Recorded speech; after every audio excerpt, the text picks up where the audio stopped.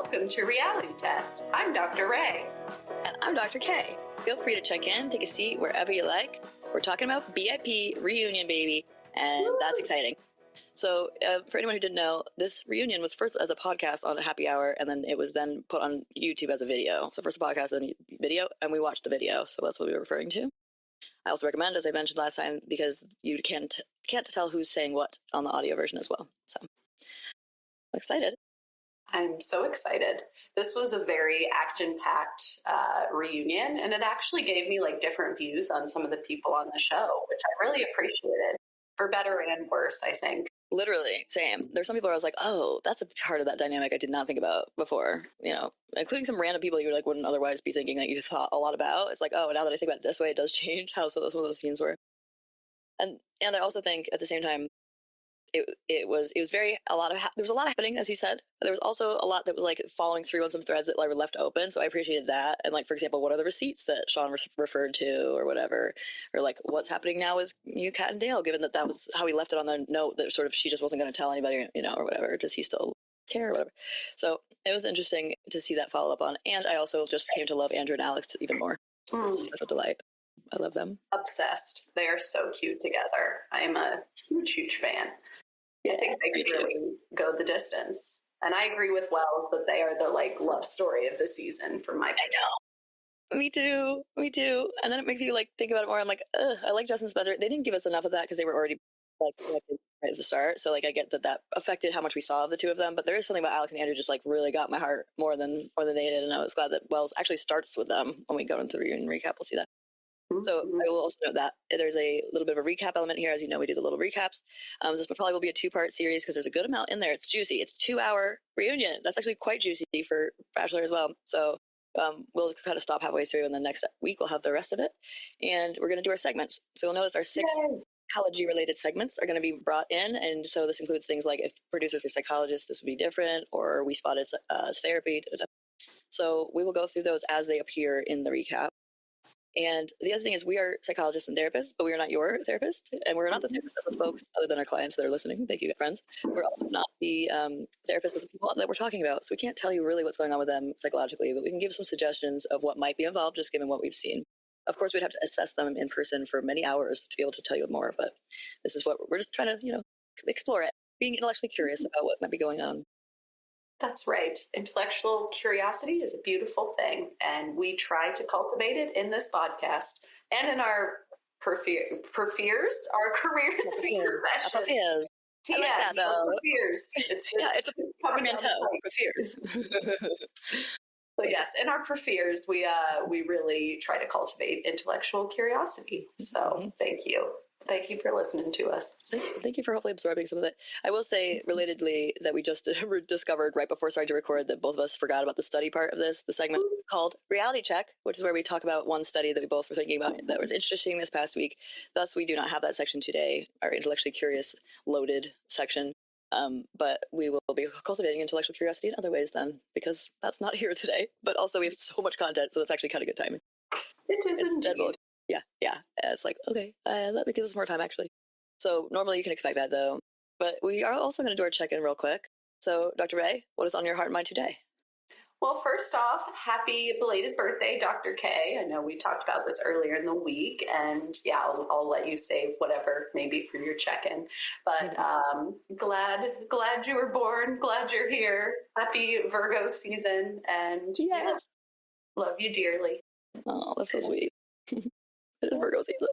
I love it. It is. Go Virgos. Yeah. Was that your check-in? No, it was half. Oh, okay, I was like, that sounds great. Thank you. That's very sweet. Oh, that's really sweet. Thank you. But in terms of check-in, we got our floors redone, and they look so fucking good. I'm looking at them, and I'm like, you, my floor, are beautiful. And it's just funny how things like that, once you're living in a house or like somewhere that you consider home and you start making improvements, it really makes a difference for me in like my well-being. So I'm grateful for my redone floors. Even if the chemicals are doing weird things to my brain, that's okay. I'm here for it. Don't care. I love it. It's going to make for a juicy episode. Always good. Always welcome. Exactly. We'll see what kind of journey we're on today.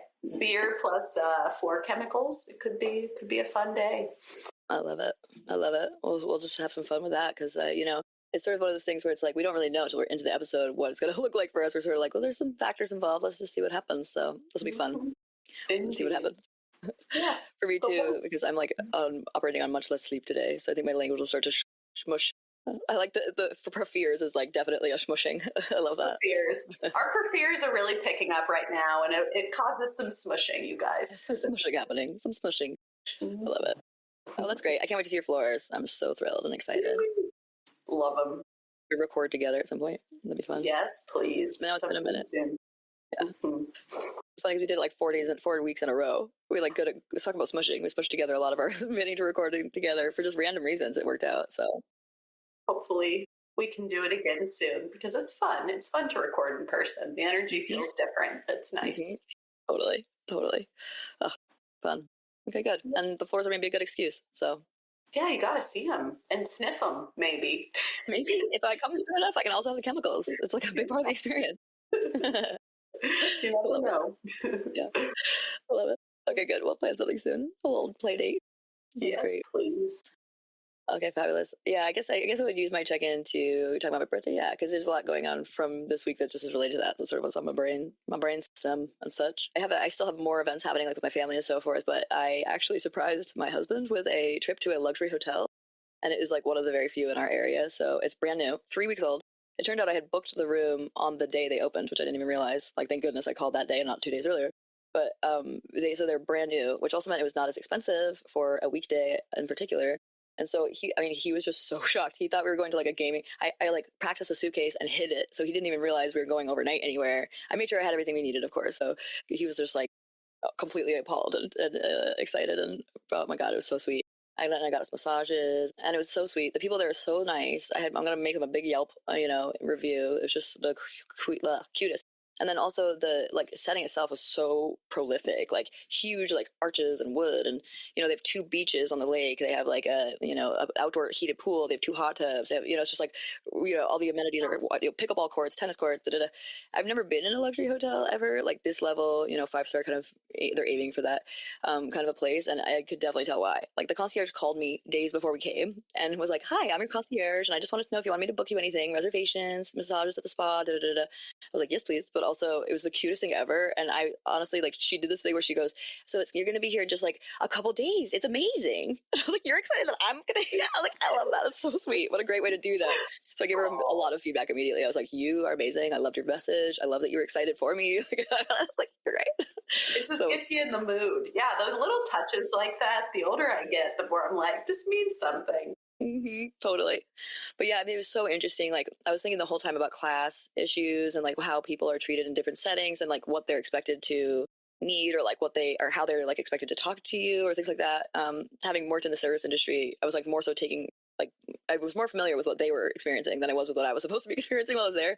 So it was like very pampering, but also I was very aware of just like the power and so forth. And it was just like an interesting intellectual exercise in addition to being very pampering and amazing. Also, because it's so new and it was during the week, we were like the only people when we were out at the beach. We were by ourselves. We had like a bottle of champagne out there and just the 2 of us. There was all these geese that came. It was just fun and romantic and adorable. So it was a phenomenal time to go. I just bring that up to say about the class thing too. I'm going to bring that actually into one of our segments. So that's the other reason I was going to make this part of my check-in because it's relevant. Also, I only got us a night, and then after we were there one night, my husband was like, "We're going to stay another night, right?" I was like, "Yes." So he bought me the second night. So we shared it. Yeah, so much fun. Amazing. Yeah. It's so fun that you had a little like midweek kind of siesta on your birthday, which we got to do that shit in this capitalistic hellhole of an apocalypse we're in. Like, my goodness. And yeah, you're inspiring me. I think I might need to try to book this place too, if possible. Yeah. I'll totally give you the deets. It's amazing. And who to talk to because Barbara's the best concierge on the planet. I'm so excited. She ended up making sure she left me a card in our room that said like, she also kept calling me Dr. Kay, which I was like, thank you so much. That's so sweet. I don't mind it. But she wrote on the card Dr. Kay and my husband's name. And then she said in the card itself, she said, happy birthday, Kay, and happy grand surprise, Sean. It was like so cute because she knew I was surprising him. It's just the whole thing. And then she was the one to bring our champagne to the room that I arranged when we first got there, and she just like came in like all smiley and cute. I was like, oh my god, it's Barbara. I was like, I need to give you a hug. She was like, I was hoping you were gonna give me a hug. That's so sweet. I love it so much. I love that hotel already. I know. I'm obsessed. Everybody who works there is like, I'm still surprised every time I walk in here. Like, it's so, you know, they're all like really, it's like pretty prolific. I can't imagine how much money it must have cost millions. I mean, it definitely cost millions, but yeah, it's pretty cool. So anyway, do recommend. And then also, I will say, yeah, we'll come back to talking about the class thing a little bit, which is great. And thank you so much for my birthday wishes. Very kind. Oh, I know what I was going to say. When you're saying we need to do this kind of stuff, yes, the like pampering and self-love is key. I actually, I like Fabletics, the brand, a lot. This is not a shout out to them. Don't take anything from this.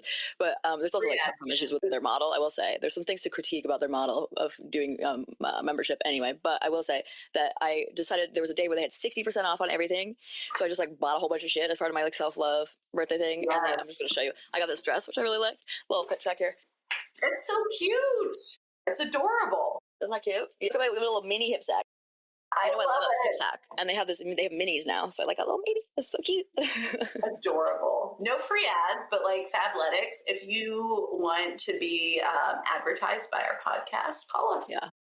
They will get this little like extra shout out for me because I haven't been a member for a long time. I do feel like they deserve it, even though it's totally free.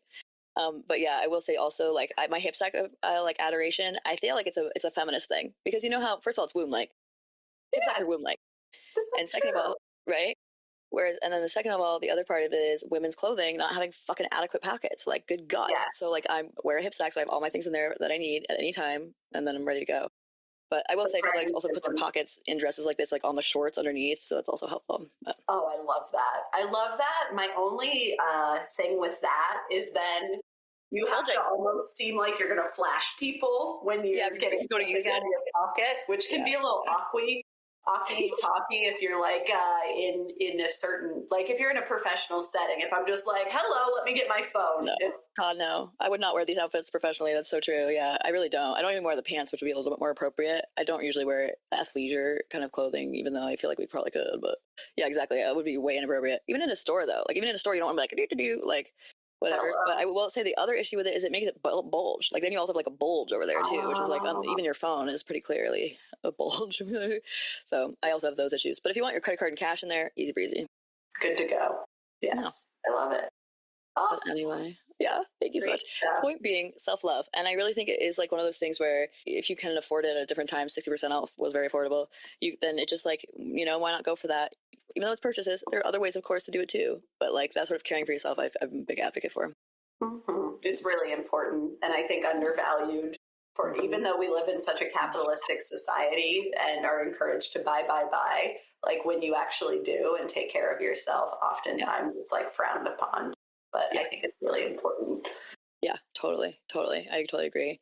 Yeah, it's a bummer. And again, like, so, yeah, the capitalism part is a wicked bummer. And I think the other way you do that is like to buy from local markets or like go to the, you know, what the fuck is that called? I was going to like a garden market. Farmer's market. Yes. Go to the farmer's market or like, you know. The other thing is, you know, like bartering with people. Like we do a lot of bartering was one of the things that my husband's involved with. And so that way we get like people who like fix our lawnmower or like, you know, we like have these different kind of things. So that feels very fun and self-caring too. Yeah. Make your life easier. Yes. Take care of yourself. Have compassion for yourself. Yeah, that's one of our main themes of this podcast. And I love that. So what a great way to end our check-in. Like self-compassion, period. You know, because it's so true. Like, the self-compassion piece is what makes it easier to survive and also makes your relationships much stronger. If you have self-compassion, you're going to have way more compassion for the other person because you're like, well, I could make that mistake. And I'd be, you know, if you're more okay with the fact you make mistakes, then you're also more okay admitting you make mistakes. And then you're more okay with other people making mistakes. So it makes it a lot easier for you and your friends as well, family. Yeah. And y'all, we're so flawed. We're all so goddamn flawed. Oh my God, yes. Yeah. Why not lean into that? It helps. Yes. Yeah. And like as Socrates said, he knows the most by knowing he knows nothing. Same with us. It's like you can't know everything. Trying to be right about things actually, even though it's like the writing reflex, they talk about the writing reflex. We have a reflex in motivational interview. We have a reflex to feel like we need to show that we're right about something. And actually, you know what? You're both probably a little right and a little wrong. So like, it makes more sense just to like share your opinion and be like, but I could be wrong, and keep it moving. Mm-hmm. Move on. Wear life lightly. My grandma, she's almost 100. She's turning 100 in January. Oh my God. And she's like the complete opposite of me. She is, in some ways, not. We both have kind of dark senses of humor, but like she is, she just wears everything lightly. And I learned from her so much because I don't think she's ever had anxiety, which is amazing for her. But like, she just kind of like takes every day as it comes. And like, yeah, shit happens, but she's like, oh well. And I learned so much from that. Like, you know, take it in, let it go, move on kind of attitude. I think it really prolongs your life. I think about her all the time and what the heck she's done to make it this long. She's incredible. What a role model. That's incredible. I love that phrase of wearing it lightly. What a fabulous way to think about it. It really gives you an image for that kind of idea, a sort of like keep it moving idea. I love it. I'm going to keep thinking about that. So that's going to be our theme to you all. Our study for this week was actually a study in relationships and what you gain from the ep self-compassion in the context of also your relationships being a place of support. And we say to you, wear life lightly. From Dr. Ray's grandma. Yes. Hearts to her. From Connie, wear life lightly. Thanks, Connie. The best. Okay, fabulous. What a nice note to go into this with, because I think this is actually an issue, and maybe that's why we've been focused on it a little bit, aside from my birthday being like, I have to love myself. This is the point that I want everyone else to live from too, because it's one of the things that made this such an enjoyable birthday. Besides that part of it, the other thing that might be making us think about it is the fact that on Bachelor in Paradise, a lot of what they're focused on is like, who's right, who said this, what are the fans saying, da-da-da-da.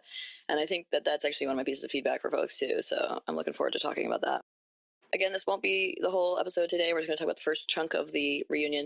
Part of why we decided to like go a little bit more in depth into this is because some people may not have seen it on YouTube. So this is something where even if you have seen it, I think you might appreciate the context just because it's easy to forget some of the stuff that was happening. But it definitely is a lengthy episode, so we will see what we can do. With that said, I think why don't we do page by page? So you go to the whole first page, or I can do either one. But yeah, why don't you do the whole first page, and I'll do the second, and then. Okay. Sounds good. So to start this off, we find out Wells is hosting. I think he did an okay job for his first time. I don't know. He wasn't my world's favorite host, but like he did fine. He did do fine. And he has a podcast himself. Like he has one with Miley Cyrus's sister. That's so like funny. Carly, maybe something like that. And it's pretty good. I used to listen to it. Eventually, I was just sort of like, well, and like sobbed, but it makes sense. Like he's good at. He was as you know, a radio host first. Like when he came onto the show to begin with, he was a radio host at the time. Yeah, forgot about that. Oh, that makes sense. Why he has more like maybe media training than some of the other people. I mean, you could tell. One thing I'll say, just producers, y'all have a lot of money. Mm-hmm. Why the fuck was the sound on that so awful? Like it was really bad. So weird. It's like, what is happening? I'm like, you are the Bachelor. You make so much money. You could easily produce this a little better. Like the production on our little podcast should not be better than the production on the Bachelor in Paradise reunion for the first time. But that's just me. Right. Well, that's also props to our sound guy, your partner, because he definitely makes it professional over here. Yeah, exactly. I totally agree. Yeah. Yeah, I forgot that he had radio experience. That's pretty cool. That makes sense why he has done a little better with that than others. Yeah, why he could jump into it, kind of. Yeah. Mm-hmm. I agree. Yeah. Fabulous. So he started, and we loved this. He started with Andrew and Alex as the first couple, and he acknowledged that their love story was his favorite, even though technically Jess and Spencer were like the winners or won the most money. However, we're characterizing what a winner is, I guess. Yeah, exactly. Yeah, they got engaged or whatnot. But I think that what stuck out about Andrew and Alex's relationship was it felt more honest, maybe, or authentic in some way. Yeah.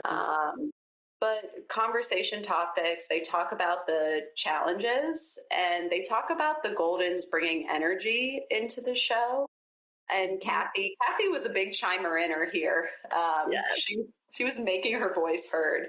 And she said, life is all about the importance of relationship. You have to get to our age to understand that. One thing, if producers were psychologists, this is more of a critique on the season. I really thought it sucked the way the, like, as they call them, the youngs, like, kind of voted out the So Goldens. I just wish there was a way with all the gaming that was happening to somehow like counteract that, because I really feel like, I agree, the show was fun when there was more like golden energy in. And Keith and Kathy were great and all, but they ended up being the parents. And some of the things that I think was cool about Golden Bachelor or Bachelorette is that they like showed that old people are like have sex. Yes. Like sexuality. And that was more like mom and dadding, which I think didn't necessarily like promote what the Golden Bachelor and Bachelorette is all about. So I thought it was kind of a shame. And some of the way the age jokes just didn't like land with me. I didn't think they were funny. Nope. So it would have been nice to see the representation of like older folks falling in love. Even though I don't like Kim and what's her name, I actually thought they liked each other. Faith. Yeah, Faith. They were super into each other. I loved seeing them make out. I was like, this is cute. Go for it. Yeah, and they might actually work because they live in the same town. Like Kim has not been my cup of tea, but I was like happy to see maybe like a more down to earth side of his personality. So, he was like more goofy. He was more like much more relatable. Yeah, I totally agree. I think he was like super anxious and in his head basically every other moment until he met Faith. I think she drew him out of his head into like the world in front of him, and I think he let go. He let go a big deal, and it was really sweet. I agree. Kim is very like uptight and like a little bit like regimented and like a little bit like selfish maybe, or like self-centered. But the way that Faith came in and just like totally shifted it was just amazing. I loved it, and that's the kind of shit we want to see with the Goldens, because part of what's drawing. I totally agree. First of all, let me just say. Best. I love it. Such a good segment. Such a good point.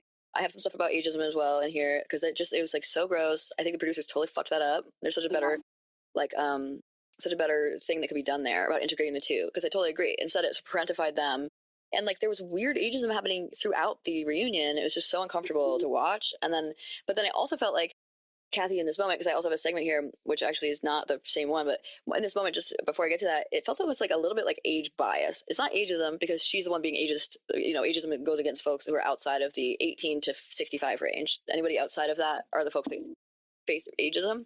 And so Kathy would be the one who would be faced with ageism because of the history of marginalization against older folks. But when she said you have to be to our age to understand that, I was sort of like, no, like, I don't know. Like you and I, we've privileged relationships as the most important thing in our work, like every single level of it. Supervision, you know, professing our profeers. We also have privilege in our clinical work. In our personal lives, you know, it's like to us, like we talk all the time. I literally think that therapy and supervision are successful because of the relationship. It's the number one mechanism of change. So I just don't agree we have to be at a certain age to do that. And that felt a little bit like limiting to what other people can think or feel throughout the lifetime. One of the studies I was thinking about doing for our studies one day is the Harvard study about relationships, and that's the one thing that keeps people alive, exactly as you were saying. That makes us live longer. If we're like living light and loving relationships, that's our number one, and then you're much more likely to live longer. So I think for that reason, I disagree with Kathy about having to get to her age to understand it, but I do totally agree with her that relationships are the lifeblood.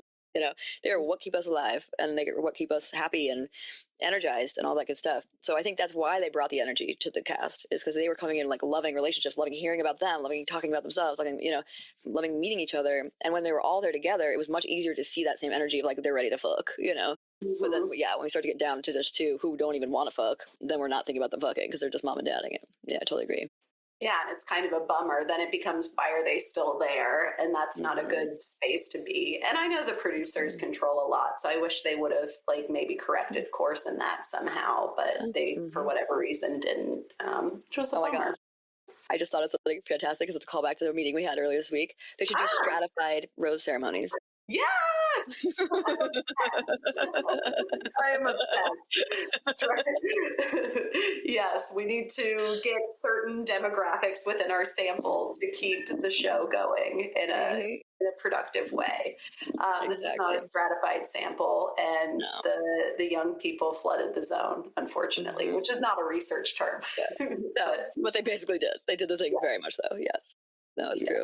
Yeah, if they did stratified rose ceremonies, it would look like, okay, we have 8, rose golden folks, 8 regular like youngins, and therefore they have 2 separate rose. They have at the same time, but 2 separate tracks. They can only vote for people within their age group, and then they sort of like get hooked up. So then that way, you might even it might mean 2 couples a week, or it might mean that 1 couple from one of the others. So they rotate. So every 2 weeks, a golden goes, or every 2 weeks, the younger goes. And I think that's fine with me. Like either way, or 2 people go at night, whatever. But I think it has to be something like that, because otherwise, of course, they're all going to vote the Goldens out, and that's so ageist, by the way. Fucking ageist. Right. If they were doing this with like white and black people and they voted all the black people out, it's racist as fuck. So like same thing here. Yeah. And I'm pretty sure there were more of the youngs than there were of the Goldens. So it was, it's just group dynamics. So they, I mean, with all the other backflips they were doing around this, that, Wheel of Fortune, survive, like they could have controlled for X on this one, I think.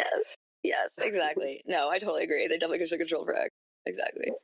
No, I totally agree. So I feel like both. So 2 things. Like one is that. So I put that as a sociopolitical moment because of the like degree of this comment about relationships, even just as to the degree that she's talking about age and how that interacts with knowing about relationships. And I think relationships obviously themselves are a sociopolitical thing. But I also have the same thing about the ageism dynamic within the production of the show. That was one of my 2 producers or psychologists. But it wasn't related to this comment. But I do think in general, that is such a fucking issue. Like the way they handled that was so poorly done. And I love that they were doing it. They were sort of like worried it wouldn't work and and it worked out great. But like it could have worked out so much better if it was done even differently. If they had some psychologists on deck. Mm-hmm. Indeed. Or more psychologists on deck. Because there was indeed a psychologist on deck. Yeah, more. Exactly. More of us. And is she a psychologist or was she a counselor? I think I looked it up. I think she is a psychologist. Okay, good. I'm pretty sure. Yes. Yeah. Well, good and bad, but yeah. Post-show bullying was a discussion point. Yes. We talked about, or they talked about Jeremy's move. Oh, no, wait, before that, I have a segment for post-show bullying. No, you're totally fine. The post-show bullying was a huge thread throughout this, and I think it's really, really important. I think it's another sociopolitical thing, massively important. I think one of the things is, like, I'm really glad they're speaking up about bullying. I'm not sure it's going to make a huge impact. I hope it does, but I'm not sure it is. I think they're kind of talking to the wrong audience about it. Like, I think people who are doing this are people who are, like, sort of hearing about it or who watch in order to hate or whatever, like, hate watch it or something. I think a lot of them are really young and are used to that kind of comments being, like, normal. So I think in that way, it's not really the people who are going to hear those call outs. That said, I think the fact that people were so hyper aware of the comments section came in a lot, and that's feeding it a little bit, which is kind of a bummer. So I think it was like that kind of undid some of the bullying PSAs. But anyway, I put that as sociopolitical. When you get too in the weeds, it almost makes it worse, which sucks, like, because they're anxious about it. And so, of course, they're getting in the weeds. But then in terms of, like, how it's being perceived publicly, it's like, I wasn't even thinking about that. And now you're talking about that. So now it's kind of on my mind kind of thing. Yeah, exactly. Yeah, well put. But yes, that's a great one. I'm glad they were talking more about it. Who knows what post-show bullying conversations will do. Yeah. We talked about Jeremy's dumb move regarding Susie. Most people, and Bailey said this, most people don't have to watch back to a beginning of a relationship, which is a great point, right? Because lots of people have doubts, and that is painful. And Jeremy admits not thinking about what it would be like for Bailey, if to see this and all this stuff, that he wasn't really thinking ahead. Kat mentioned, I would never want Bailey to be embarrassed, and I feel bad that I didn't know what happened. If I had, I probably would have given him 24 hours and then told Bailey. So she's kind of entering the chat and being like, this is what I would have done, which is a little unfair because you can't actually know unless you're in it. Jeremy said you didn't want Bailey to feel embarrassed. That's talking about Alex, or? So that's such a key part. So I have a segment here. It's my another, there's actually 3 for psychologists as producers, because it was really rich in this case. But there were 2 comments that came up, at least 2 that didn't. No, 3 actually. There were 3 comments that came up that they didn't follow up on, and I think it's so important that they follow up on those, because now that's like something like, I'm not going to go look to find out what he meant. You know what I mean? I don't care enough for that, but I would like to know what they meant. So I wish, like, well, this is on Wells, really. He should have popped in and been like, oh, sorry, Jeremy, what did you mean by that? Because what Jeremy said was like, you didn't want Bailey to feel embarrassed. Like he sort of was like, really, you don't? And then Kat just like blew over it. People blew over it and nobody never found out. So I think that kind of follow up would be really key for Wells to work on in the future. Mm-hmm. Absolutely. Yes, Wells needs to ask to get in there a little more, if you will. Yeah. Get some pointers from Ariana. Mm-hmm. Watch Ariana do her thing and follow through. That's a great one. Bailey speaks to giving grace during filming, but less so during the aftermath. She brought up Andrew's tweet, but also that she doesn't want hate for anyone. So it was kind of confusing. She's both like, you did this, and no, I don't want hate. It was like sort of like, okay, we get it. It's complicated, but you are kind of feeding it here. She said she wasn't in a good headspace after sending Leslie and Gary home. It wasn't the best time for her. I'm so sorry I have so many segments so early, but I have another segment here. This one was for, this is a two-part, two-part, but they're like the same, two halves of the same whole. And this is the half about where I was like, maybe Bailey is in therapy. I think she, like, so I didn't see them specifically mention therapy. So in the other version of the therapy item, which is, we spotted therapy. How did it map onto what we think of therapy? Or our other version of it is, this person may have been to therapy, given that they're using therapy speak and sort of appropriately and not like in a, sensationalized way. So Bailey talking about being in a bad headspace, it wasn't the best for her like self-awareness, her thinking about, I don't want people to, she's like halfway, I totally agree, she's only halfway dedicated to not wanting hate for others, but like at least she's trying, so some of that I felt like maybe was in therapy, but there's someone else I think is even more so related to her, so we'll come back to that later. Oh, cool. Yeah, I liked listening to her. I actually find her quite delightful. Me too. She just seems like compared to, I don't know, I think that she could do, I'll say it here first, I think she could do better than our friend Jeremy personally, but I think she just seems like a really delightful person. Yeah, same. I love her. Oh. Yeah, and then Sean says everyone was after Brian in the game, and now after Jeremy. Oh, sorry. And now they were after Jeremy, or villainizing Jeremy. And then he's like, make it make sense. Did you watch it back? And then... And he gets cut off. He's like, did you watch it back? But like, to me, I'm like, duh? Like, what do you mean make it make sense? Of course. They watched it back and it was different. What the fuck? Like, of course they feel differently about it now. To me, I was just like, what do you mean? That's the whole point of this fucking show. Like, now that they see all the back context, they're like, wait, Brian was right to do it. Like, of course. And of course, that's a producer played with. Like, producers manipulated our view on it, of course. Which is why it's like, of course, Sean, they watch it back and it's different.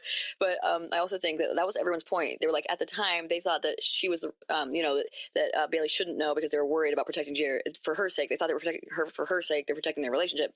But watching it back, they're like, wait, Jeremy did a lot more. And he really seems like he loved Susie. It wasn't just that he called her, which is what they thought before. It's like he like really went after her to come back. And that's totally a different context. So once they got the context, yeah, they were villainizing Jeremy. Mm-hmm. And he was ambivalent about her, at least based on what we saw, for quite a long time. So... Yeah, I think Sean sometimes feels a day late and dollar short to me. I'm like, you're misreading the room, you're misreading the situation. But I think he thinks he's like Captain Savvy or something. Yeah. He's like, I'm not the right reasons, please. It's like, but you're trying to be. And then on top of that too, it's like he's so aware of the game of the show, like the Survivor game and et cetera. It's like, how do you not see that element of it?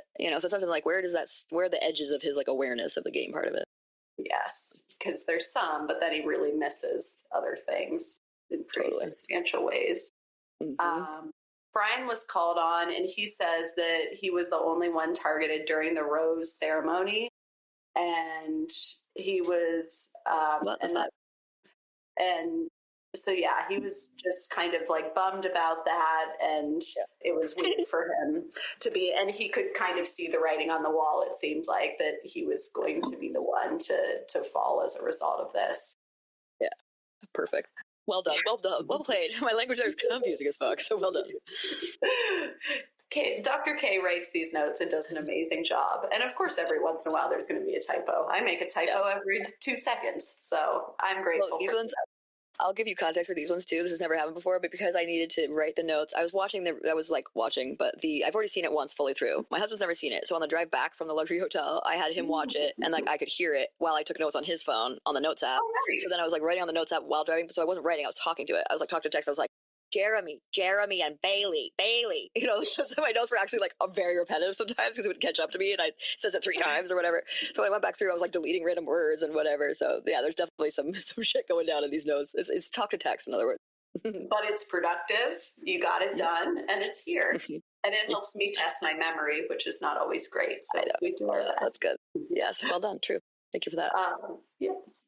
And then Alex said that she had a pre-existing friendship with Jeremy too, and that he implied he was telling Bailey. So she thought the situation might handle, or that he was going to handle it. And was probably trying to meddle. So what a delight. Always love a little bit of Bachelor in Paradise love. And when we come back, we'll have just basically 2 in a chunk, more pages. So we'll jump right in and finish this out. Come on back, friends, next week to see it or hear it, both. And in the meantime, you can interact with our Patreon. I will say, by the way, that in the meantime, I have not finished the video episodes for the last episode because I have been doing my birthday thing. So soon they will come, potentially tonight. So that, and then the next week, though, they'll come more midweek. The audios come out on Monday morning. And if you are a Patreon member, free Patreon member, you get access to it the night before. So if you want to hear it before Monday morning, you can come to our Patreon, just create a membership, free. Become a member of our thing in particular, register with Patreon, but then become a member of our thing, all free. And you get access the night before, early access to our episodes. So that's the audio. And then on like Wednesday, Thursday-ish is when I usually post the video episodes. Those you do have to pay to see the full thing for. It's $5 a month. Cheap. Plus we can give you a membership for free if you're one of the first few people. We're going to do that sort of randomly. Although if it's a slow trickle, we'll just give it to the first 5 people. And then, check it out because maybe you'll get that one of those free ones, probably pretty likely. And then there you go. You get a whole year of membership for free anyway. And you get to see the full video episodes anytime you want. And the shorter versions of them are little excerpt versions we put on YouTube. Those are also free. So you can see like a half episode of the video and you can hear the full video anywhere you get podcasts. You will also find that you can go to our Instagrams, Dr. K Pods and Dr. Ray Pods. We're both, Dr. Ray is joining me in making videos. So now you'll have 2 video producers showing up and sending out videos so that you can get more regular content. So it's like flowing more regularly. And we also, so you find that at Dr. K Pods for me, at Dr. Ray for Dr. Ray. You will also be finding things like on TikTok at dr.realitv, REALITV. You can find us on YouTube at Reality Test Pod, one word. You can find us on our Facebook page is Reality Test Pod, 3 words. And then last but not least, our email is realitycheckpodding, PODDING, @gmail.com. Indeed. And don't forget to rate, review, subscribe, and tell all your friends about our podcast and to financially support us if you can. It's a huge help to us to keep doing this thing that we love. Yes. And we love and adore you, regardless of your engagement with us. I love that you're listening. Love seeing the different countries and states and areas of states of people showing up and listening. So thank you all. And totally agree. I just want to say hi to the friends that you're going to tell. Hi, friends. If you've been told by a friend who's already listening, we're so glad you're here. Welcome. Join us. Stay for a long time and a good time. That's what we can promote. Long and good. Sorry, that's a little much. Yeah, right? But this is what happens. You get to see the video for this if you were watching the long video that you got on Patreon. Shit, I usually put this part on the clip too. Whatever. Y'all got to see it. But for shit, you didn't get to see all of it, so come on back and join us on Patreon. You can see the whole deal. With that, there are things we actually purposely bury little Easter eggs within the episode so that you would have to be a full-time member of our Patreon to see, and you only see it visually. So, for example, sometimes I even write little things in it, which you can't see if it's audio, you can't see my little written things. So you actually have to be a Patreon member to see it. Anyway, lovely as always, and I love and adore you. Thank you so much for your birthday shout out at the beginning. It's very sweet. Love and adore you too, birthday girl. Yay! Yay! Self-care week and self-care lives for both of us. Self-care lives and self-compassion lives. Yes. Sending that to all of you as well. May big hopes for self-compassion and love. Yay. See y'all next week. Oh, yeah. No. We'll see you next session. Bye. Bye.